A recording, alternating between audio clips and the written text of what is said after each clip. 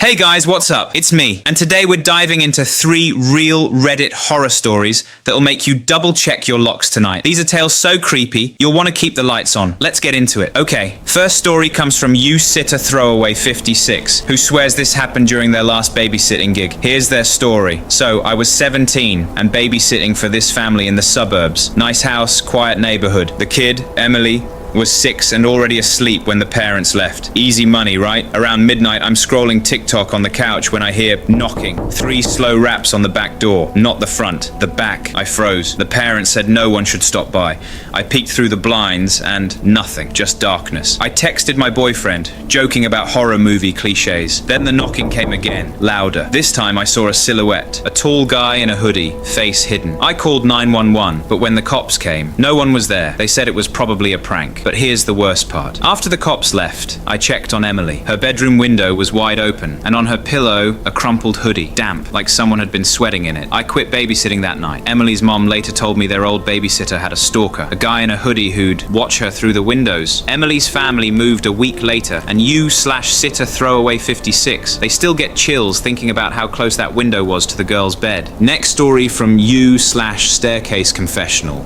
This one's about their adorable elderly neighbor, or not so adorable. Mrs. Wilkins was 80-something, sweet as pie. She'd sit on her porch all day knitting these dolls. Cute, right? Until I noticed something off. Every time I'd walk my dog past her house, she'd stare at me. Not a smile, just watching. And the dolls? They started looking familiar. One had my dog's white spot on its fur. Another wore a jacket like mine. One night, I came home late. Mrs. Wilkins' lights were on, and I swear I saw her through the window, holding a doll with my face. Yarn hair my color, same glasses. She was sewing something red into its chest. The next morning, she left a gift on my doorstep, a doll, with a tiny heart stitched over where mine would be. I moved it to the trash, but that night, I woke up to scraping sounds. Mrs. Wilkins was in my backyard, digging a hole. She looked up, smiled, and said, "Almost ready, dear." I noped out, called the cops. Turns out, she'd done this before. In the 70s, she was questioned after 3 neighbors went missing. Their bodies never found. Staircase Confessional moved out the next month. Oh, and Mrs. Wilkins' house. It's for sale, if you're into fixer-uppers with personality. Last story comes from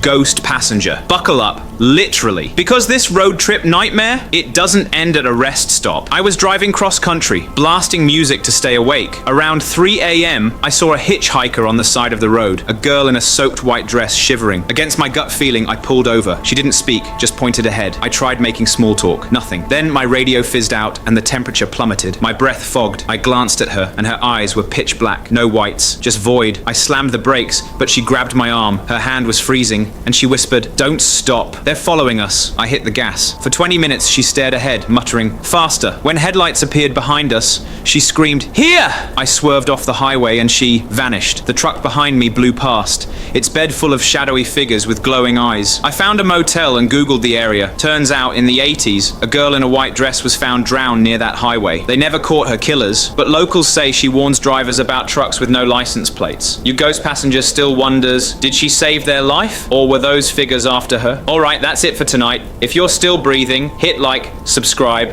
and tell me in the comments which story messed you up the most. Stay spooky, and remember, never answer the door at midnight.